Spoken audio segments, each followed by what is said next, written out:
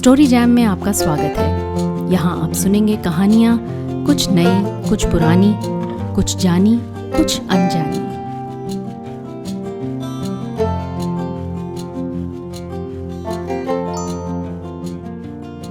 आज सुनिए कुर्तुलैन हैदर की लिखी कहानी कोहरे के पीछे। खच्चरों, घोड़ों, रिक्शाओं और डांडियों पर सवार अंग्रेज साहब और मेम और बाबा लोग बाजार के उस पुल पर से दिन भर गुजरा करते हैं। शाम को हिंदुस्तानी उमड़ आते हैं। तेज तेज चलते, ढलान उतरते या चढ़ते, हाँफते कांपते इंसानों का रेला ज्वार भाटा मालूम होता है। सिनेमा घरों में एस्थर विलियम्स, जॉन फॉन्टेन और नूरजहां और खुर्शीद की पिक्चरें चल रही हैं। रिंक में स्केटिंग जारी है। सभी सेवॉय के बॉलरूम में एंग्लो इंडियन क्रूनर और उसके साथी enjoy yourself, it's later than you think गाना शुरू करेंगे। ड्रम पर चोट पड़ेगी। महाराजा और महारानी लोग और नवाब लोग और बड़ा साहब और बड़ा मेम लोग डांस बनाएगा। उस वक्त जब सारा मसूरी तफरी में मसरूफ होता है, एक गरीब आदमी बाजार के उस पुल पर चुप साधे खड़ा नजर आता है। कबीरा खड़ा बाजार में मांगे सबकी खैर। फटा पुराना खाकी कोट और कंटोप पहने हुलिये से बेरोजगार मेहतर मालूम होता है। एक अंग्रेज बच्ची गोद में उठाए बाजार में आ निकलता है। छुटपुटे के वक्त तक चुपचाप खड़ा रहता है या पुल की मुंडेर पर बैठ जाता है। ये फजल मसीह जमादार किसी साहब की बच्ची खिलाता है तो इतना दीन और फटे हाल क्यों है? ताज्जुब। ये फजल मसीह मंद बुद्धि भी मालूम होता है। ज़ारशाही रूस के इस किस्म के लोगों को होली फूल कहते थे, हमारे यहाँ बावला। पता नहीं ये बेचारा बावला है या महज पैदाइशी अहमक। बहरहाल ज्यादातर वो बिल्कुल खामोश रहता है। सुनहरे घुंघराले बालों वाली बच्ची इतनी खूबसूरत है कि अक्सर राहगीर ठिठक कर उसे देखने लगते हैं।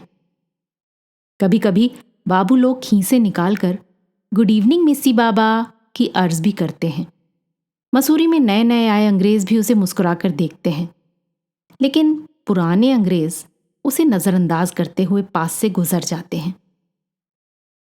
1.5 साला बच्ची फजल मसीह की गोद में या कांधे पर बैठी हंसती या रोती या अपने टेडी बेयर या लॉलीपॉप में मशगूल रहती है।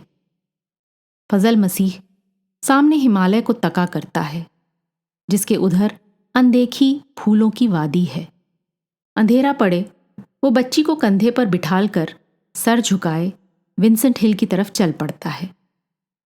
महज एक मर्तबा एक लखनवी राहगीर ने ठिठक कर पूछा था, अम्मा ये किसकी बच्ची है? तो उसने झुंझलाकर जवाब दिया था, मेरी भांजी है साहब। मियाँ, हिंदुस्तान का एंग्लो इंडियन तबका क्या आसमान से गिरा था? इसी तरह वजूद में आया है। दूसरे राहगीर ने कहकहा लगाकर कहा था।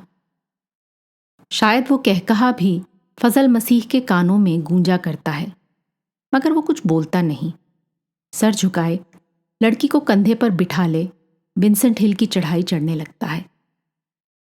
विंसेंट हिल की मुकामी आबादी को मालूम है कि किट्टो आया इस हसीन गोरी चिट्टी बच्ची की माँ है और फौजी बैंड में ड्रम बजाने वाला एक गोरा इसका बाप था। और बच्ची को रिचमंड गेस्ट हाउस की अंग्रेज मालकिन मिस सीलिया रिचमंड पाल रही हैं। किट्टो मिस साहब की आया है। जिला गोरखपुर की रहने वाली सांवली सलोनी नाजो नखरे वाली मेहतरानी। उसके माँ बाप को मिस सीलिया के मिशनरी बाप ने ईसाई कर लिया था। उसका असली नाम मार्था है, मगर वो गिलहरी किसी फुर्ती के साथ पहाड़ियां चढ़ती उतरती है, इसलिए किट्टो कहलाती है। मिस रिचमंड ने ये गेस्ट हाउस अपने चचा से विरासत में हासिल किया है। सारा रिचमंड खानदान यही मसूरी के अंग्रेजी कब्रिस्तान में दफन है। मिस रिचमंड की जिंदगी ये मेहमान सराय चलाते गुजर गई। हालात ने उनको गुस्सैल बना दिया है। वो टिटहरी की तरह चिल्लाती हैं, इसलिए विंसेंट हिल के नौकर चाकर और कुली उनको चुनचुनिया मेम के लकब से याद करते हैं। रिचमंड्स दूसरे दर्जे का यूरोपियंस ओनली गेस्ट हाउस है जिसमें मामूली हैसियत के अंग्रेज गरीब सफ़ेद फार्म मिशनरी या गोरी रंगत के यूरेशियन आकर ठहरते हैं। मिस रिचमंड अपनी बाज जैसी नज़र से भांप लेती हैं कि किसमें कितने फीसदी विलायती खून है। जरा भी सांवले एंग्लो इंडियन को किट्टू आया के जरिए कहलवा देती हैं कि जगह खाली नहीं। ये दूसरे विश्व युद्ध के आखिरी दिनों की बात है। रिचमंड गेस्ट हाउस में एक नौजवान गोरा टॉमी आकर टिका। वो बीमार रह चुका था। 2 माह की छुट्टी पर आराम की गरज से मसूरी आया था। जंग के दौरान देश प्रेमी मिस सीलिया रिचमंड ने अपनी मेहमान सराय अंग्रेज सिपाहियों के लिए हुकूमत को पेश कर रखी थी। गोरा टॉमी कॉर्पोरल आर्थर बोल्टन जंग से पहले लंदन के एक मामूली रेस्टोरेंट के ऑर्केस्ट्रा में ड्रम बजाता था। चाहता वो भी यही था कि दुनिया के मशहूर साजिंदों में उसका शुमार हो, मगर बहुत से फनकारों की तरह बेहतर अफसरों के अभाव ने उसे भी गुमनाम और मुफलिस रखा था। जंग छिड़ने पर फौज में ड्रमर भर्ती होकर इंडिया आ गया था। इंडियन आर्मी के दूसरे अंग्रेज सिपाहियों के मानिंद उसे भी रोमन उर्दू सिखाई गई थी, लेकिन वो हिंदुस्तानी मौसीकी भी बड़े शौक से सुनता था।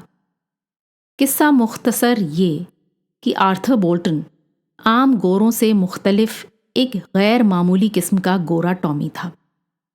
लेकिन चूंकि वो अहम साहब बहादुर नहीं था कि सवॉय होटल में आकर ठहरे, वो महज बेचारी चुनचुनिया मीम का मेहमान था।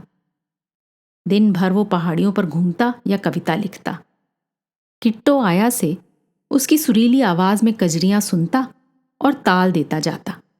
कभी किट्टो आया अपना घेरदार सफ़ेद लहंगा घुमाती, कुंजियों का गुच्छा छनकाकर ठुमकी लगाती। मिर्ज़ापुर में औरन ठौरन काशी हमारो घाट, तो आर्थर बच्चों की तरह खुश होकर ताली बजाता और उसके साथ नाचने लगता।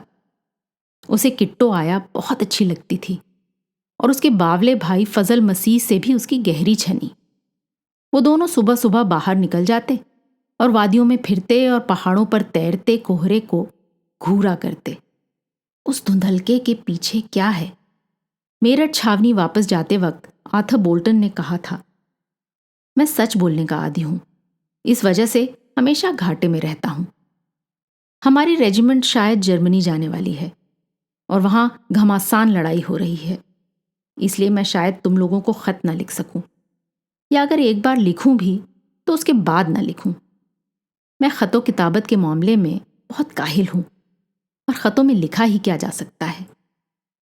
लेकिन नियम के मुताबिक मेरठ छावनी वापस जाकर उसने मिस रिचमंड को शुक्रिया का नोट भेजा था, जिसमें किट्टो और फजल मसीह को सलाम लिखा था, और ये भी कि चंद रोज बाद वो यूरोप के मोर्चे पर जा रहा है।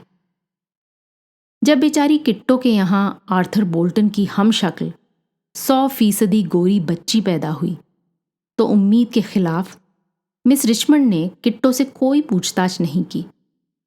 उन्हें मालूम था कि किट्टो आवारा नहीं, यूं भी वो उनकी वफादार खानाजाद मुलाजमा थी। लड़की की पैदाइश से मिस रिचमंड को अपनी वीरान जिंदगी कुछ हरी भरी सी दिखलाई देने लगी। अक्सर वो सोचा करती थी कि वो इस गेस्ट हाउस के लिए क्यों जान खपाती हैं, किसके लिए पैसा जोड़ती हैं। अब वो प्यारी बच्ची खुदा ने उनके लिए भेज दी थी। मिस रिचमंड को ख्याली पुलाव पकाने और थिएटर रचाने का शौक भी था। यूं भी वो आम मिडिल क्लास अंग्रेज औरतों की तरह जबरदस्त स्नॉब थी। उन्होंने गेस्ट हाउस में आने वाले मेहमानों को सुनाने के लिए इस बच्ची के मुतालिक एक अफसाना तराशा। इसके बाप कर्नल आर्थर बोल्टन बर्लिन में मोर्चे पर लापता हो गए। बेचारा आर्थर, वो आह भरकर कहती और मेहमान को ब्रेकफास्ट खिलाती जाती। आर्थर बेचारा मेरा फर्स्ट कज़न था। इंडिया आने से पहले उसने एक आयरिश लॉर्ड की लड़की से शादी कर ली थी। दोनों पेशावर छावनी में थे। उधर आर्थर फ्रंट पर गया और बेचारी ब्रिजिट बच्ची को जन्म देते हुए मिलिट्री हॉस्पिटल में ख़त्म हो गई। आर्थर ने अपने करीबी रिश्तेदार की हैसियत से मेरा पता दे रखा था। रेड क्रॉस वालों ने बच्ची को मेरे पास भेज दिया। मसूरी के एक अंग्रेज़ गिरजाघर में बपतिस्मा दिलवाते वक्त मिस रिचमंड ने रजिस्टर में भी बच्ची के बाप का नाम कर्नल आर्थर बोल्टन लिखवा दिया था और दोनों उंगलियों का क्रॉस बनाकर दिल में कहा था, ए खुदा मेरी मदद कर। हिंदुस्तान आज़ाद हुआ और मसूरी अंग्रेज़ों से अचानक खाली, सिवा मिस रिचमंड के, जो बुढ़ापे में बरतानिया जाकर बर्तन धोने और झाड़ू देने को तैयार ना हुई। उम्मीद के खिलाफ उनका होटल, जिस पर से उन्होंने यूरोपियंस ओनली का बोर्ड उतार दिया था, अब ज्यादा चलने लगा, क्योंकि आज़ाद हिंदुस्तानी एक इंग्लिश गेस्ट हाउस में ठहरना बहुत फख्र की बात समझते थे। पहले यहां मामूली हैसियत के अंग्रेज टिकते थे, अब ऊंचे तबके के धनी हिंदुस्तानी कयाम करने लगे।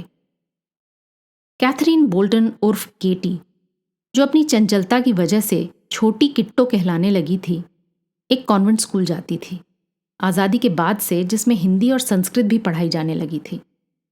इन विषयों के उस्ताद एक बेहद चलते पुर्जे किस्म के मुकामी नौजवान थे। केटी उनसे हिंदी पढ़ती थी और आज़ाद हिंदुस्तान के बच्चे भी उसकी गोरी चमड़ी की वजह से उससे प्रभावित रहते थे। मसूरी के वो अंग्रेज पादरी साहब जिन्होंने कैथरीन को बपिस्ता दिया था, ऑस्ट्रेलिया जा बसे थे, लेकिन मिस रिचमंड से खतो किताबत का सिलसिला रखते थे। केटी की 15वीं सालगिरह पर उन्होंने मिस रिचमंड को लिखा, मैं कैथरीन के मुतालिक फिक्रमंद हूं। हिंदुस्तान में उसका मुस्तकबिल क्या है? क्या तुम चाहोगी कि वो किसी हिंदू हीदन से शादी कर ले? बेहतर होगा कि तुम उसे यहां ले आओ। मिस रिचमंड ने इस मामले पर गौर किया। हिंदुस्तान में इस हसीन एंग्लो इंडियन लड़की का मुस्तकबिल क्या है? टेलीफोन ऑपरेटर, ऑफिस सेक्रेटरी, या खुदा न खास्ता कॉल गर्ल या कैबरे डांसर? अभी से मसूरी में केटी बोल्टन की तेज तर्रारी का चर्चा होने लगा था, और जिस रोज स्कूल के चलते पुर्जे हिंदी टीचर ने उसके साथ छेड़खानी की कोशिश की और उसके बचाव पर उसे नखरे वाली दोगली छोकरी कहकर पुकारा, वो आग बबूला होकर घर लौटी और मिस रिचमंड को किस्सा सुनाया। उस सर्द शाम मिस रिचमंड ने अचानक फैसला कर लिया। वो रात उन्होंने जाग कर गुजारी। वतन छोड़ना आसान ना था, और उस अजनबी सरजमीन में उनका क्या हश्र होगा, मगर कैथरीन का मुस्तकबिल सबसे महत्वपूर्ण था। सुबह को उन्होंने किट्टो और फजल मसीह को बुलाया। वो दोनों आकर दरवाजे पर खड़े हो गए। मिस सीलिया सोफे पर आतिशदान के पास बैठी निटिंग कर रही थी। केटी रेडियोग्राम के पास मौजूद थी। मिस सीलिया रिचमंड ने गंभीर आवाज में कहा, किट्टो, हम ऑस्ट्रेलिया जा रहे हैं। केटी बाबा हमारे साथ जाएगा। हमारा पैकिंग शुरू कर दो। किट्टो और फजल मसीह भौचक्के रह गए। अचानक ये दोनों गोरी औरतें उनको अजनबी डायने सी नजर आईं। वो फूट फूट कर रोने लगे। चंद लम्हों बाद किट्टो ने नाक सुड़कते हुए मजबूती से जवाब दिया, मेम साहब, केटी हमारा पेट का औलाद है, हम उसे नहीं जाने देगा। हमारा भाई भी उसकी सूरत देखकर जीता है मिस साहब। हमने इसके मारे शादी नहीं किया कि सौतेला बाप उसके साथ क्या सलूक करेगा। खामोश, बुढ़िया ने चिल्लाकर कहा, तुम अपना औकात भूल रहा है किट्टो। तुम्हारे पास क्या सबूत है कि केटी तुम्हारा औलाद है? तुम्हारा ये मजाल कि तुम इतना बड़ा बात बोलो। किट्टो गुमसुम रह गई। मिस साहब से उसे ये उम्मीद न थी। मिस साहब ने उससे ऐसी तल्ख और बेरहम बात कभी नहीं की थी। वो धम से फर्श पर बैठ गई और फूट फूट कर रोने लगी। केटी उठकर दूसरे कमरे में चली गई। वो भी ऑस्ट्रेलिया जाने के लिए बेकरार थी। दूरदर्शी मिस रिचमंड उसे चंद रोज पहले बतला चुकी थी कि कर्नल बोल्टन फर्जी हस्ती है, कॉर्पोरल बोल्टन उसका बाप और किट्टो उसकी माँ है, मगर असलियत को पोशीदा रखने ही में तुम्हारी खैरियत है। केटी ने, जो जीवन संघर्ष को पहचानती थी, इस नसीहत को गिरह में बांध लिया था। अब मिस रिचमंड ने जरा समझाने के अंदाज में कहा, किट्टो, तुम एकदम पागल है। तुम सोचना मांगता ठंडे दिल से। इधर हमारा डेथ के बाद केटी का फ्यूचर क्या होगा? मसूरी में थोड़ा बहुत नेटिव लोग अब भी जानता है कि वो तुम्हारा छोकरी है। अगर ये बात सबको मालूम हो गया तो? इंडिया में कास्ट सिस्टम का इतना जोर है, इससे शादी कौन बनाएगा? फिर इधर एंग्लो छोकरी का क्या इज्जत है? लोग एक तवायफ के माफिक समझता है। क्या तुम मांगेगा कि तुम्हारा बेटी होटलों में एक एक कपड़ा उतारने वाला नाच करे? या तुम म्यूनिसिपैलिटी के जमादार से इसकी शादी करेगा? सोच ना मांगता, बोलो। किट्टो लाजवाब रह गई। मिस रिचमंड ने गेस्ट हाउस एक सिंधी के हाथ बेचा, जिसने फॉरेन लाउंज में से जीसस और मेरी को उतारकर गुरु नानक, शंकर पार्वती और रिचमंड्स की जगह बाहर the new Himalayan vegetarian hotel का बोर्ड लगा दिया। लेकिन पुराना स्टाफ मैं किट्टो आया बरकरार रखा। किट्टो और फजल मसीह रोते धोते मिस रिचमंड और कैथरीन को खुदा हाफिज कहने देहरादून रेलवे स्टेशन तक गए। ट्रेन चल दी। फजल मसीह कंटोप और भूरा दगाला पहने खाली प्लेटफॉर्म पर खड़ा हस्बे आदत शून्यता को ताकता रहा। सिडनी एयरपोर्ट पर उतरकर मिस रिचमंड ने चारों तरफ देखा और मुस्कुराई। वो आखिरकार एक सफ़ेद मुल्क में मौजूद थी। गो वो पूरी तरह से कुलीन अंग्रेजनी थी, मगर पैदा गोरखपुर में हुई थी और एक बार सिर्फ चंद माह के लिए इंग्लिस्तान गई थी। अब वो और केटी मुंतज़िर रहीं कि कुली आकर उनका असबाब उठाएंगे, मगर किसी ने उनका नोटिस न लिया। आखिर दूसरों की देखा देखी कैथरीन ने एक ठेले पर सामान लादा। जब मिस रिचमंड ने ठेला ढकेलना शुरू किया, अचानक दिल अंदर से टूट सा गया। रेवरेंड सिगमोर बाहर बरामदे में मुंतज़िर थे। अपने घर ले गए। मिस रिचमंड को अपने गिरजा के करीब बाजार में सब्जी तरकारी के लिए एक मुख्तसर सी दुकान और फ्लैट खरीदवा दिया। दूसरे हफ्ते से ही मिस रिचमंड दुकान पर तराजू के पास बैठने लगी। वो सिडनी की वर्किंग क्लास में शामिल हो चुकी थी। कैथरीन स्कूल में दाखिल कर दी गई। बहुत जल्दी उसने पुरपुर्जे निकाले, डेट करने लगी। रात को देर से घर लौटती। विक्टोरियन और हिंदुस्तानी नैतिकता में पली मिस सिलिया रिचमंड उसको डांटती फटकारती। दोनों में खूब झाएं झाएं होती। दोनों की जिंदगी अजीरन हो गई। एक 65 साला अपनी जगह से उखड़ी हुई अविवाहित अंग्रेज औरत और एक 16 साला डोगली नस्ल की लड़की, जिसका कोई भी वाज़ेह पसमंजर न था। नकली फूफी भतीजी का ये बड़ा गमनाक जोड़ा था।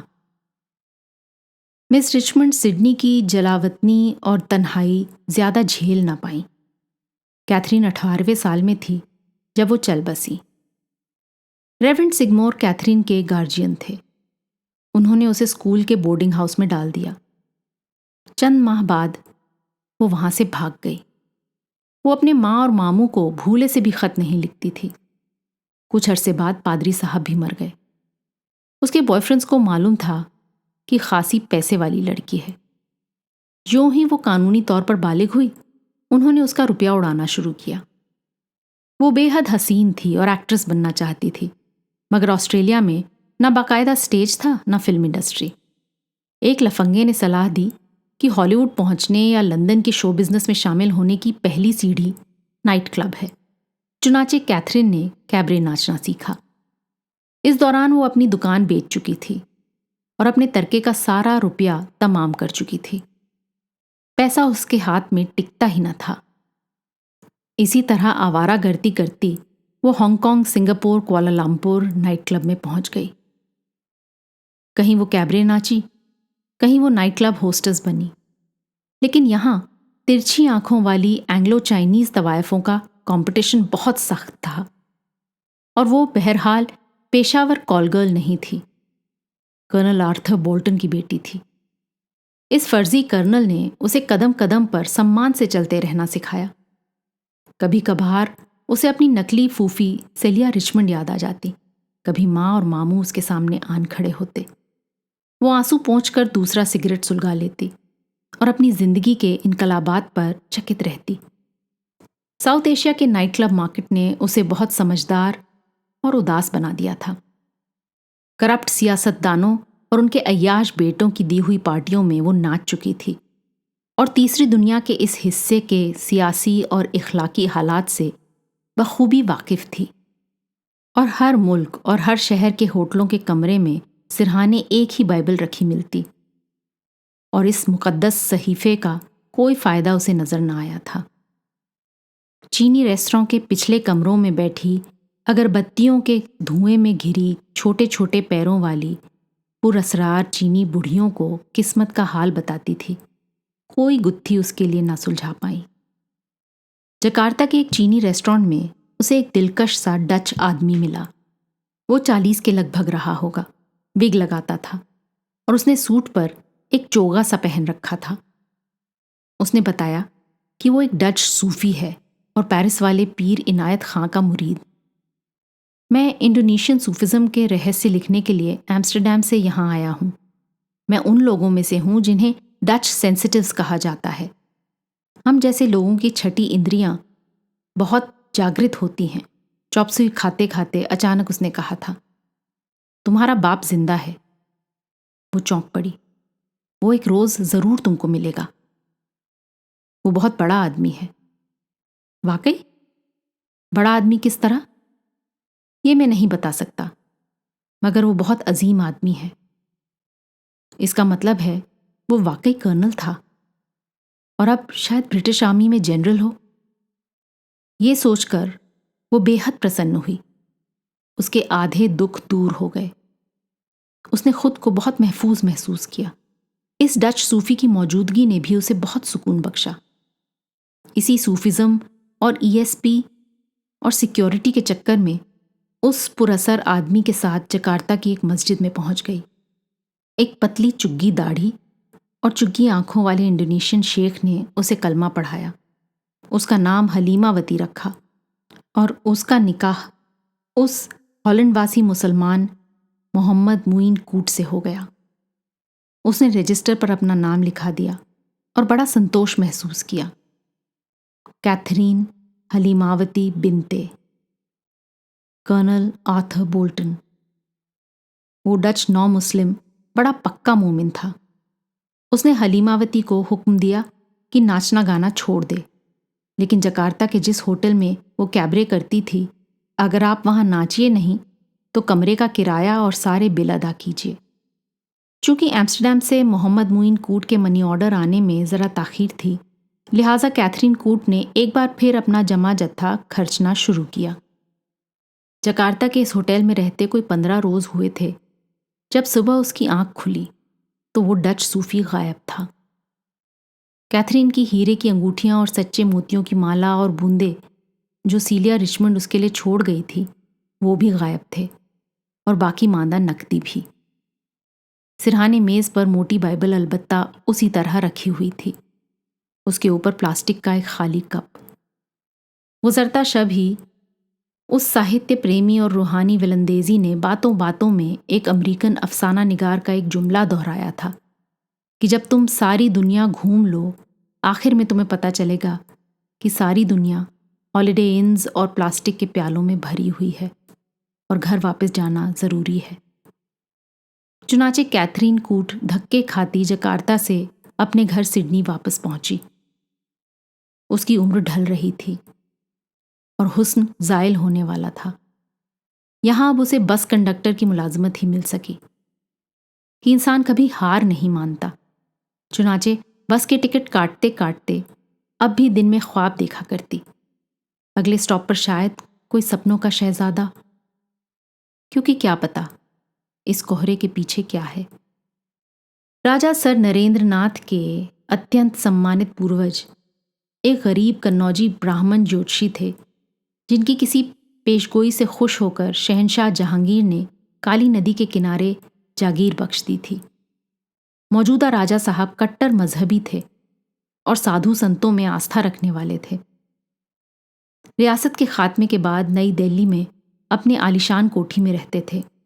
एक बड़ा कारोबार शुरू कर रखा था। उसी कारोबार के सिलसिले में उनके बड़े साहबजादे, जो पहले युवराज शैलेंद्र नाथ जी कहलाते थे और अब मिस्टर S.N. वाजपेयी थे, जापान, सिंगापुर, ऑस्ट्रेलिया के दौरे पर निकले थे। युवराज जरा भोले भाले से नौजवान थे। पहली बार मुल्क से बाहर आने का इत्तेफाक हुआ था, लिहाजा ऑस्ट्रेलिया से स्तब्ध थे। क्रिसमस सीजन की वजह से सिडनी में बहुत चहल पहल थी। उस रोज़ ऐसा हुआ कि ओपेरा हाउस की तरफ से चले तो याद आया दोपहर को ऑस्ट्रेलिया इंडिया टेस्ट मैच है। एक राहगीर से रास्ता पूछकर क्रिकेट स्टेडियम की तरफ जाने वाली बस पर चढ़ गए। खिड़की के पास जा बैठे। बस में भांत भांत की सूरतें, सब एक से एक हसीन। लेबनानी लड़कियां, इतालवी मुहाजिर, गोल चेहरों वाले ऑस्ट्रेलियन। बस कंडक्टर ने नाजुक गोरा सा हाथ बढ़ाया। उन्होंने सर उठाकर देखा तो आंखें चकाचौंध। ऐसा हसीन जगमगाता चेहरा, वाकई रुखे रोशन, चौदहवीं का चांद। इतना हुस्न भी मुमकिन है। वो परी जमाल भी एक हिंदुस्तानी को देखकर जरा परिचितता सी मुस्कुराई। राजकुमार ने सुन रखा था कि गोरी मेम हंसी तो फंसी। अब जरा बेखौफी से उसने आंखें चार की। हजार जान से आशिक हुए। जो बंदे पहली बार गोरों के देश जाते हैं, अगर वो 6 माह के अंदर अंदर किसी मेम से ब्याह ना कर लें तो समझो बच गए, वरना नहीं। राजकुमार शैलेंद्र को तो ऑस्ट्रेलिया आए महज 10 दिन हुए थे। बस कंडक्टर टिकट देकर उसी तरह मुस्कुराती हुई आगे चली गई। फिर उसने उनका नोटिस न लिया। मगर राजकुमार दृढ़ संकल्पी आदमी थे। दूसरे रोज फिर उसी वक्त उसी बस पर चढ़े। 4 रोज पीछा करने के बाद कामयाब रहे।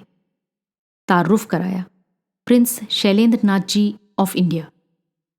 लव्स प्रिंस से वो हूरे अर्जी मुतासिर नजर आई कि बचपन से मसूरी में राजकुमारों और नवाबजादों को देखती आई थी, और अगर सिडनी की एक बस में एक शख्स खुद को राजकुमार की हैसियत से परिचित करा रहा है तो वो दुनिया देख चुकी कैबरे डांसर पहचान सकती थी कि वो बंदा नकली राजकुमार नहीं।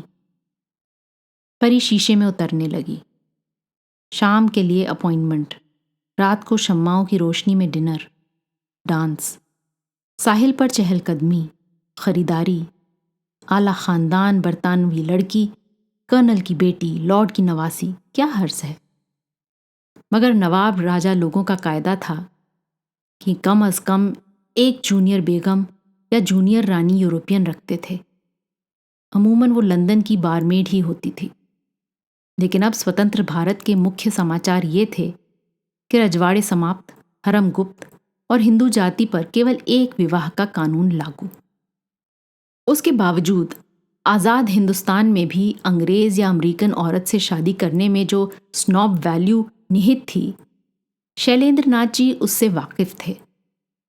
पहली युवरानी खुद राजकुमारी थी। बेचारी ब्याह के दूसरे साल ही स्वर्गवासी हुई।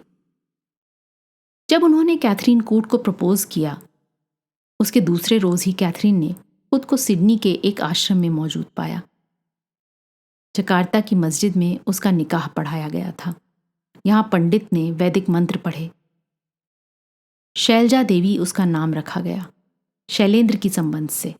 बंगाली पंडित ने मुस्कुराकर समझाया, अखंड सौभाग्यवती युवरानी राज्य लक्ष्मी शैलजा देवी जी, बधाई हो। उसके कुंदन जहन से नए शौहर ने, जो उम्र में उससे काफी छोटा भी था, बाँछें खिलाकर उससे हाथ मिलाया। शादी के रजिस्टर पर उसके बाप का नाम लिखा गया, colonel Arthur Bolton of London and Peshawar cantonment. Corporal Bolton Meerut छावनी से सीधा बर्लिन गया था। चंद रोज बाद ही जंग खत्म हुई और वो अपने फौजी बैंड के साथ इंग्लिस्तान में जगह जगह फतेह के शादियाने बजाता फिरा। फिर उसे आर्जी फौजी मुलाजमत से बरतरफ कर दिया गया। आर्थर बोल्टन का बाप, जो पिकेडेली सर्कस में जूतों का पॉलिश करता था, बमबारी में मर चुका था। माँ भी मर चुकी थी। आर्थर को ईस्ट एंड के एक डांस बैंड में काम मिल गया। शादी नहीं की, कौन ये बखेड़ा पालता। बस गुजरते गए। लकवे ने एक हाथ अपाहिज कर दिया तो ड्रम बजाना बंद। अस्पताल से निकलकर चौकीदारी करने लगा। इसी तरह बूढ़ा हो गया। अब भी पोएट्री लिखता जो कहीं ना छप सकी। पाबंदी में चर्च जाता जो गुरुद्वारे बनने से बचे रहे थे, वो भी अमूमन उसे खाली ढंडार मिलते। उर्दूदा होने की वजह से पाकिस्तानी हिंदुस्तानी मजदूरों से उसकी खूब पटती थी। एक सिख चौकीदार ही ने उसे एक पंजाबी व्यापारियों के सरदार मिस्टर खोसला की एक दुकान में दरबान का काम दिलवा दिया। आलिशान शोरूम नाइट्स ब्रिज में था। वहां सब लोग इस नर्म मिजाज प्यारे खप्ती से बूढ़े से बहुत खुश थे। एक रोज शोरूम पहुंचकर उसने हॉल की झाड़ पोंछ की, ग्राहकों के लिए मेज पर बड़े रिसालों को तरतीब से रखा। उस वक्त बंबई से निकलने वाले एक जनाना मैगजीन के सरे वर्क पर उसकी नजर पड़ गई। कवर गर्ल की सूरत ने उसे ध्यानाकृष्ट किया। मैगजीन के अंदर उस हसीना की कोठी की सजावट के बारे में तस्वीरों के साथ मजमून बस सिलसिला इंटीरियर डेकोरेशन। आर्थर बोल्टन सोफे पर बैठ गया और जेब से ऐनक निकालकर मजमून पढ़ने लगा। युवरानी शैलजा देवी जी नस्लन अंग्रेज हैं और बरतानवी एरिस्टोक्रेसी से ताल्लुक़ रखती हैं। उनके वालिद कर्नल आर्थर बोल्टन पिछली जंग अजीम में लापता हो गए। उनके नाना एक आयरिश लॉर्ड थे। राजकुमारी जी का बचपन मसूरी में गुजरा। फिर वो अपनी फूफी लेडी रिचमंड के पास ऑस्ट्रेलिया चली गई, जहां उन्होंने बैले और पियानो और इंटीरियर डेकोरेशन की महारत हासिल की। बुढ़े आर्थर ने आंखें बंद कर लीं और देर तक चकित, मौन और विचार मग्न बैठा रहा। फिर एक कोने में जाकर घुटनों के बल झुका और दुआ में लीन हो गया। ना जाने क्यों उसे यकीन सा था कि किट्टो अब भी मसूरी में मौजूद है और उसी पुराने पते पर अगर वो उसे खत लिखे तो उसका जवाब भी देगी। ऐसा ही हुआ। किट्टो का खत आने पर आर्थर बोल्टन ने दुकान के मैनेजर से 1 माह की छुट्टी मांगी, जो मंजूर हुई। उसने इंडिया हाउस जाकर वीज़ा बनवाया, बैंक से सारी उम्र की जमा पूंजी निकालकर हवाई जहाज का रिटर्न टिकट लिया और बाकी मांदा रकम से किट्टो और कैथरीन के लिए तोहफे खरीदता फिरा। उपहारों के थैले और सामान हाथ में उठाए पैदल चलते चलते थक जाता तो किसी दरवाजे पर बैठकर दम लेता और फिर चलना शुरू कर देता। ट्रांसपोर्ट के जो पैसे बचाए उनसे दामाद के लिए एक अदद टाई भी खरीद डाली। ठीक 1 हफ्ते बाद वो the new Himalayan vegetarian hotel के नौकरों के क्वार्टर के सामने खड़ा था। किट्टो आया ने उसे समझाया, साहब, हमारा छोकरी हमको एक लेटर नहीं डाला और ब्याह कर लिया। इसका क्या मतलब है? ये मतलब कि वो हमसे मिलकर अपनी लाइफ में कोई गड़बड़ी नहीं डालना मांगता। वो नौकरों के क्वार्टर के आगे एक पत्थर पर बैठी अपने सर में सरसों का तेल डाल रही थी। फजल मसीह नज़दीक एक पाइन के नीचे उसी तरह खामोश बैठा हिमालय को ताक रहा था। सामने वादियां कोहरे से भर गई थीं। बुढ़े आर्थर ने अपने सालिम हाथ से पाइप सुलगाया और आश्चर्यचकित हुआ कि एक जाहिल, गरीब और दुखी औरत किस कदर शांत थी। किट्टो, तुमको जरा गुस्सा नहीं? उसने मुतहैयर आवाज में दोहराया। गुस्सा किस बात का साहब? जो कुछ हमारे साथ बीता, हमने छठी माँ का लिखा पूरा किया। छठी माँ? वो कौन लेडी है? बंबई का एक बोहरी मेम साहब इधर आया था। हमारा किस्सा सुनकर बोला, किट्टो बाई, जब बच्चा पैदा होता है उसके छठे रोज छठी माँ आधी रात को आकर उसका मुकद्दर उसके माथे पर लिख जाती है। उधर हम लोग इसको मुकद्दर का खेल बोलते हैं, कर्म के लक्षण। आर्थर गौर से सुनता रहा, अबरू उठाकर अपने माथे पर हाथ फेरा और हंस पड़ा। किट्टो बोली, इसी सर्वेंट क्वार्टर की उस सामने वाली कोठरी में छठी माँ रात को आकर हमारा किट्टो बाबा के माथे पर लिख गई कि वो रानी बनेगी। हमारी बात मान लो साहब, उससे मिलने मत जाओ। क्यों? बस हम जो तुमको बोलता है। नहीं किट्टो, छठी माँ ने यह भी लिख दिया है कि हम और तुम उससे मिलने दिल्ली जाएगा। देखो, हम उसके लिए विलायत से कितने प्रेजेंट लाया है। करीब पत्थर पर बैठकर आर्थर ने बड़े शौक और चाव से वो शॉपिंग बैग खोले। पैलेस के सामने मुख्तसर सा लॉन था और फाटक के ऐन मुकाबिल में चंद कदम के फासले पर एक बेडरूम का दरीचा, जिसकी तस्वीर बस सिलसिला इंटीरियर डेकोरेशन के उस मैगजीन में छपी थी।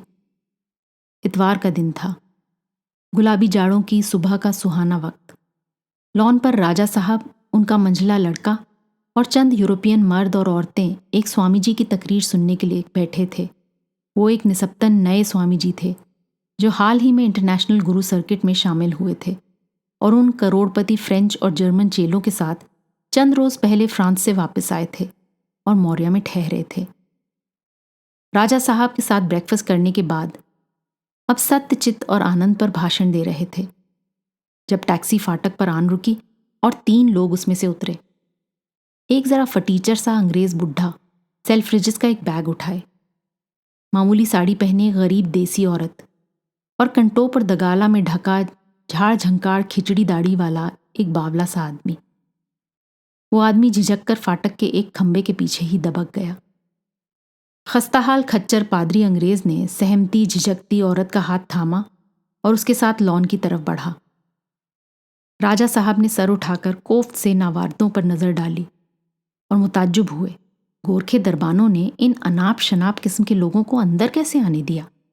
गालबन ये उलूल जलूल लोग यहोवाज विटनेसेस हैं, अहानिकार खपती मिशनरी जो इतवार के दिन सुबह सुबह भले मानसों के घरों पर पहुंचकर उन्हें खबरदार करते हैं कि कयामत आने वाली है।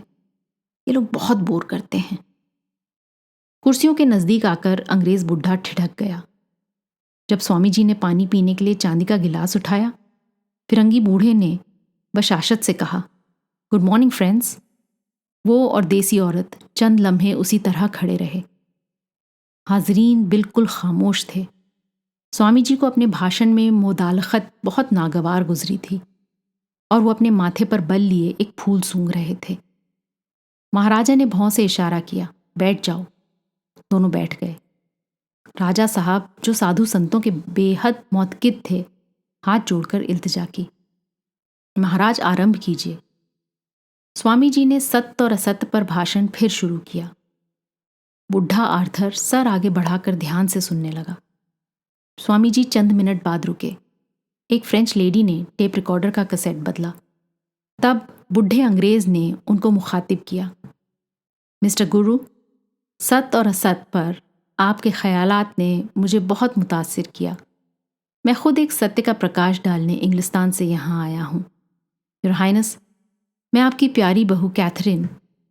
उसने जेब से मैगजीन में छपी तस्वीर का तराशा निकाल कर नाम पढ़ा। अखंड सौभाग्यवती राजलक्ष्मी शैलजा देवी जी का बाप हूँ।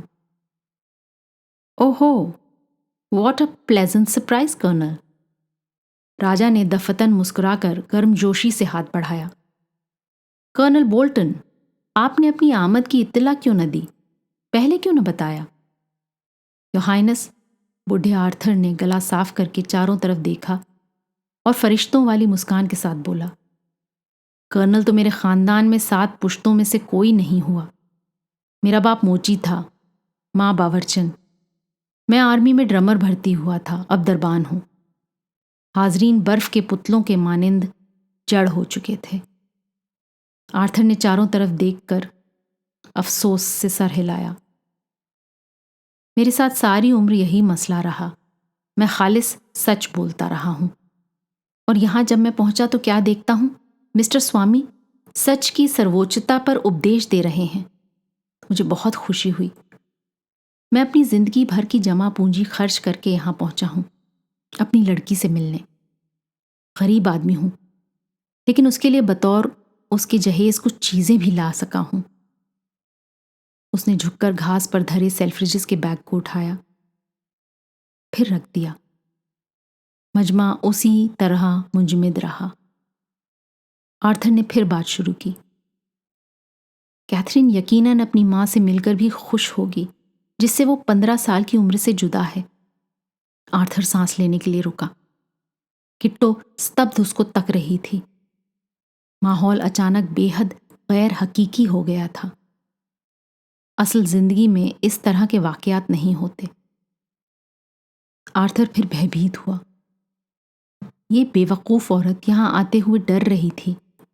मैंने कहा, मार्था, रोशनी में भयभीत हो? सत्य की रोशनी से मत डरो।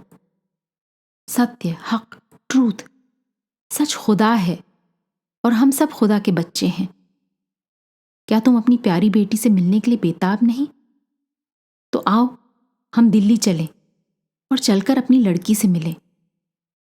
क्या कोई माँ बाप और उसकी औलाद एक दूसरे से मिलते हुए झिझकते हैं, कुदरत के कानून के खिलाफ जा सकते हैं, डरने की क्या बात है? और योर हाइनेस, आपकी माइथोलॉजी में लिखा है कि लॉर्ड शिवा जब अपनी ससुराल पहुंचे तो उनके मगरूर ससुर ने उनकी बेइज्जती की थी। आर्थर जरा रुका और खखार कर बोला, मुआफ कीजिए, मैंने गलत मिसाल दी। मतलब ये कि ये बुढ़ा कतई दीवाना था, राजा साहब ने सोचा।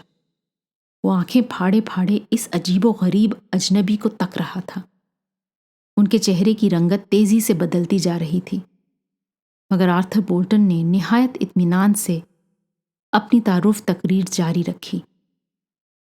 तो योर हाइनेस, अभी जब मैं फाटक पर पहुंचा तो एक लम्हे के लिए मुझे लगा कि आप भी लॉर्ड शिवा के ससुर की तरह मगरूर होंगे, मगर उसी वक्त आपके अल्फाज मेरे कान में पड़े।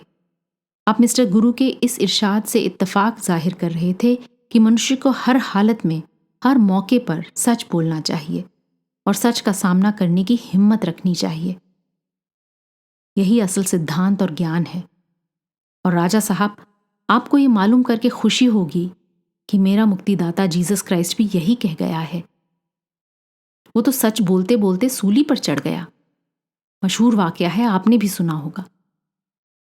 मंझले राजकुमार ने महसूस किया कि गुस्सैल राजा साहब का पारा तेजी से ऊपर चढ़ रहा है और वो न जाने क्या कर बैठे। उसने मौका संभालने के लिए जल्दी से पूछा, आप लोग कॉफी पिएंगे या चाय? आर्थर ने मुस्कुराकर उसे देखा। Martha, coffee? स्वामी जी हरी घास पर टहल रहे थे। मंझले राजकुमार ने कॉफी बनाकर किट्टो आया को पेश की। बुढ़े आर्थर ने सर हिलाया और फिर जोर से उर्दू में बोला, हम ये देखकर बहुत खुश हुआ कि आप लोग छूत छात भी नहीं करता है। हम सब खुदा बाप के औलाद हैं। जीसस ने बोला कि मेरे बाप के महल में सबके लिए कमरा है।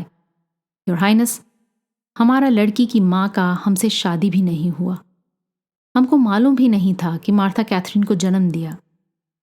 25 साल बाद हमने मैगजीन में उसका तस्वीर देखा। ये सब खुदा का कुदरत खेल है। मार्था बहुत बहादुर औरत है। अब तक आयागिरी करता मसूरी में। बड़ा नेक औरत है, सच्चा क्रिश्चियन। इसका माँ बाप भी सच्चा क्रिश्चियन था। वो भी बहुत गरीब लोग था, झाड़ू देता था, गुसलखाने साफ करता था। जीसस ने बोला, गरीब मिस्कीन लोग ही खुदा के आसमानी बादशाहत का वारिस है। आपका मिस्टर गांधी भी यही बात बोलता था। दिल्ली में बोंगी कॉलोनी में रहता था। हमारा किट्टो भी बोंगी है। ये भी आसमानी बादशाहत में जरूर जाएगा। राजा साहब जो टकटकी बांधे बुढ़े को घूर रहे थे, उन्होंने अपने सर को दोनों हाथों में थामा और जोर से चीखे। राजा साहब बदमिजाज थे, मगर सारी जिंदगी किसी ने उनको इतनी जोर से दहाड़ते नहीं सुना था। उनकी इस खौफनाक चीख से दहलकर सब उनकी तरफ लपके। राजा साहब को चक्कर आ गया और उन्होंने आंखें बंद करके सर झुका लिया। उनको गश आ रहा था। वो दिल के मरीज थे। कैथरीन उस वक्त बेडरूम के दरीचे से सारा मंजर देख रही थी, जो उस जगह से एक स्टेज के सेट की तरह मालूम हो रहा था। जिंदगी नाकाबिले यकीन थी। सुबह ब्रेकफास्ट की मेज पर जब उसका तारुफ स्वामी जी से कराया गया था, तो वो दोनों एक दूसरे को पहचान गए थे। स्वामी जी वही मसूरी स्कूल के साबिक हिंदी संस्कृत टीचर थे, जिन्होंने उससे छेड़खानी की थी और जिसकी वजह से मिस रिचमंड ने ऑस्ट्रेलिया हिजारत करने का अचानक फैसला किया था।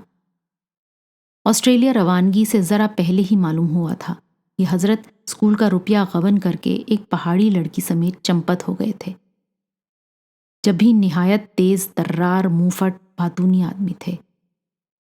इस वक्त ब्रेकफास्ट के बाद मौका पाकर उन्होंने अपनी साबिक शागिर्द से कहा, देखो जी छोटी किट्टो, मैंने 20 साल की बड़ी मेहनत से वेस्ट में अपना ये करियर बनाया है। वहाँ स्वामियों का कंपटीशन बहुत सख्त है। उसके बावजूद इस वक्त यूरोप और अमेरिका में मेरे 18 आश्रम और हजारों चेले हैं।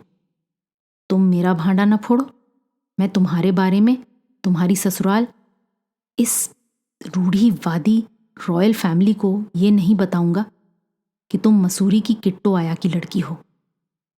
उनकी ये फुसफुसाहट सुनते ही कैथरीन का रंग फक हो गया था। वो आकर अपने कमरे में छिप गई थी।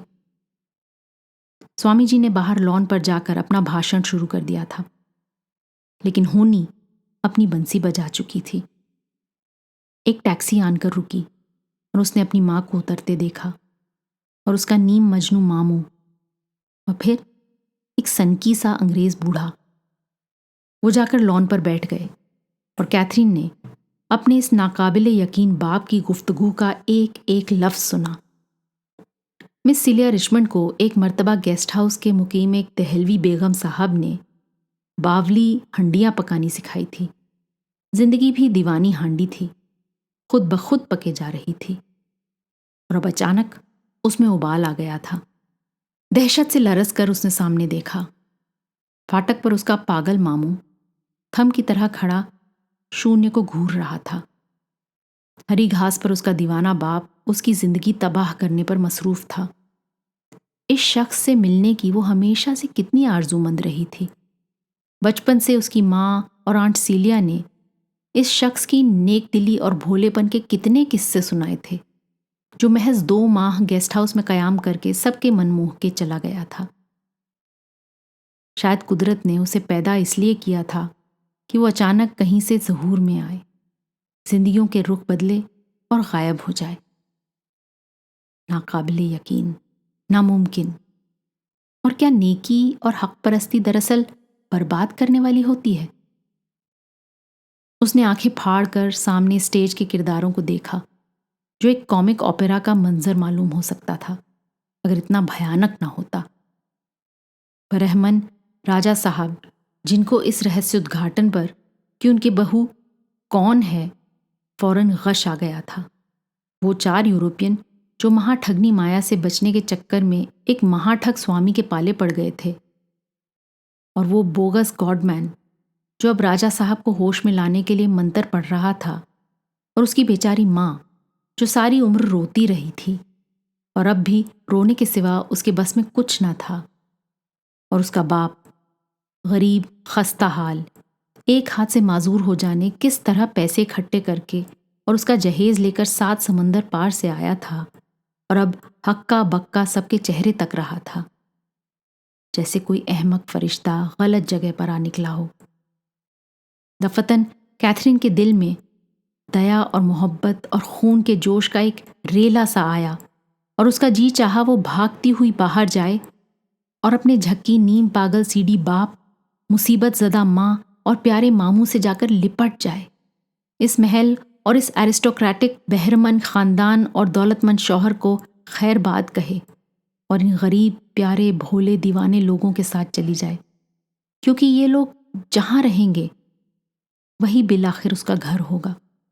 कि दुनिया हॉलिडे इन्स और प्लास्टिक के प्यालों के अलावा सुर्ख छतों वाले तिमंजिला हाइन स्टाइल मकानों और चांदी के गिलासों से भरी हुई है, और उसे अपना घर कहीं नहीं मिला। क्या वो सचमुच अखंड सौभाग्यवती राज्य लक्ष्मी शैलजा देवी जी है?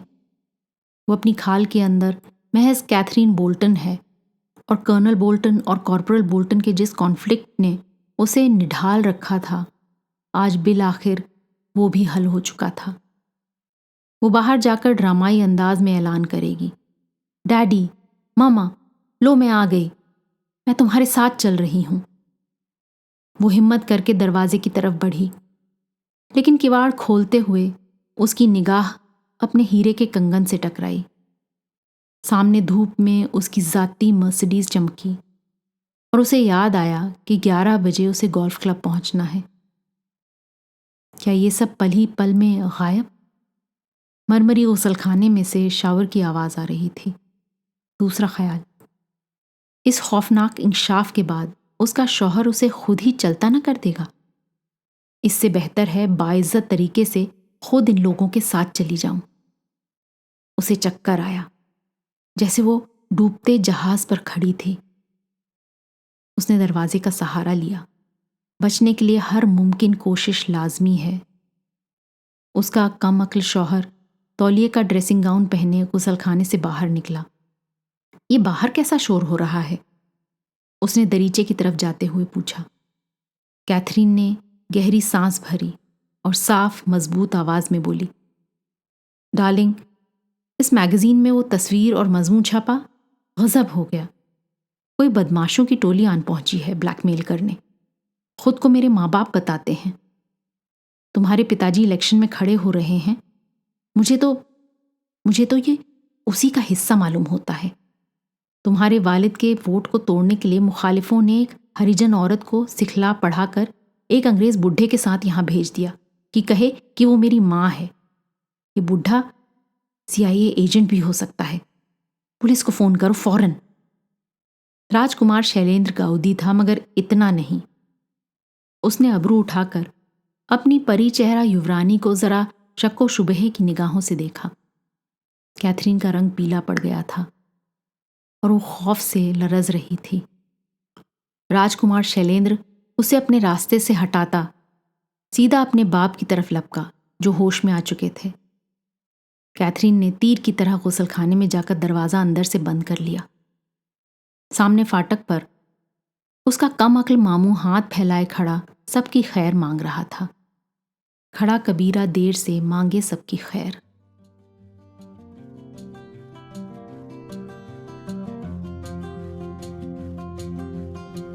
आज की कहानी आपको कैसी लगी अपने कमेंट्स ज़रूर लिखिएगा। साथ ही सब्सक्राइब कीजिएगा। आपके फैमिली और फ्रेंड्स में आप जैसे ही कहानियों के शौकीन कदरदान और हैं, उन्हें ये कहानी व्हाट्सएप पर फॉरवर्ड करें। अगली बार फिर मिलेंगे एक और कहानी, लेख या कविता के साथ। तब तक अलविदा।